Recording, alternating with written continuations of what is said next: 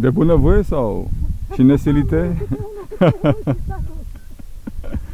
Da, s-o fi plictisit aici, că dacă n-au avut ce să facă... Ce să faci, mamă? Da. Am mai plecat după ei. A plecat, de exemplu, ai mei s-a dus și fata și băiatul. Fata e căsătorită în Bădeni, a fost în învățământ. Deci 84 aveți, a spus. 84. 84. Și aici în sat fiecare are o meserie. Cineva aduce pâine, nu? Cineva dă telefon când vin bicicliștii. Care avem ne pună copii. La biserică ne ducem când putem. Morțubița. Biserica e mai jos, da? Biserica unde e? E aici la Meeni, sus aici. A, jos, jos, da, deci în dreapta undeva, cum urcam noi. Cum coborâți? Deci aveți de mers vreo 4 km. Cred că sunt, eu știu cât o fi. Mă grăbi să furăz niște usturoi. Îi furăți să fac până. Ce să faci, mamă? Stăm cam greu stăm. Cât am fost tineri, a fost bine. Copiii noștri am învățat, a fost școală aici. Am învățat la școală 4 clase, după aia s-a mutat în Vale, după aia la liceu, pe unde a putut, s-a căsătorit și noi a rămas. Uite așa. Uitați de Dumnezeu, se spune aici. Uitați, mamă. Vin de la primărie, ne-a promis să fac drumul, l-a făcut până acolo. Am văzut, da. S-a ales cu banii, auzi, a mâncat. Mai stați 5 ani, că oricum la cum trăiesc dumneavoastră prinde și următoarea primăriță sau cine o fi. Și vă facem 5 ani. Primărița zice că nu are bani, că ea la toate, dar nu are cu ce. Săraca. Dar dați-i dumneavoastră dacă n-are. O fi sărac. Eu n-am, am pensia mică. Ce să fac? Săraci ăștia de la primărie, săraci.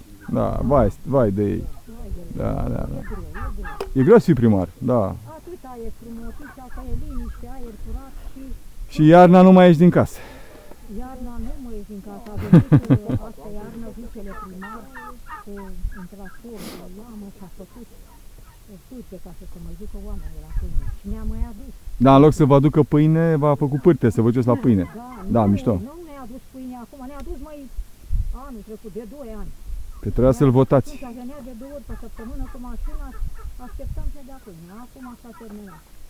Ne-a promis primărița, a zis că vorbește cu și ne-a dus. Ce să ne întâmpla, să ne face. Și pe aici, în sat, ce se poate? Sunt chestii vechi, cetate sau ceva? Există doar satul în sine, atât. Satul așa, casă vechi și multe fărâmate, rămase pustii. Dar știți că cel mai vechi sat, în principiu, din România. E vechi, e de 500 de ani. Îmi spunea bunicul meu că când a fost primată, de s-a format satul ăsta, a venit 3 persoane. Fugiți, auzi, nu știu cum spunea.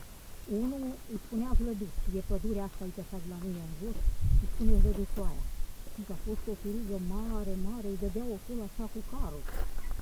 Și crăpată un pic. Și a venit familia aia, am spus așa în stejar, și s-a băgat și a stătut acolo și soca o femeie în argele, cum o fi fost argelele în început. Fie argilă, nu știu. Nu. Și lumina cu textilă făcută, nu știu. Da, da, da. Și a mai fost unul la Prui, uite acolo unde se vede piscul ăla de pădure. La Bordei, iar a fost unul și a făcut Bordei acolo. Și la Târâș a mai fost unul Târâș. Cât un pic, s-a format satul. Și nici așa de la noi, așa de unde avem noi în coastă, de spunem noi, porumb, am pus odată, dar acum a rămas. Au fost numai stejarii gruși de gorun. Și stejarii aia a venit... Că ăsta era acum 500 de ani. Da. Ce spuneți dumneavoastră? Așa. Și atunci a venit un patron, cum se zice și acum.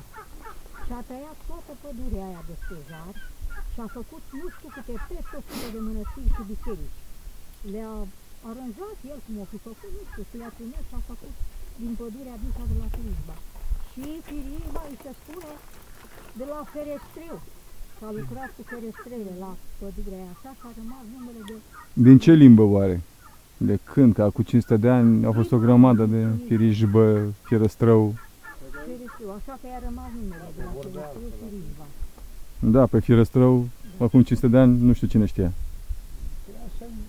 Da. S-a mai născut, nu știu dacă ați auzit dumneavoastră, tot pe internet, acum, zice așa în statul Firijba, un copil, dintre uși, da.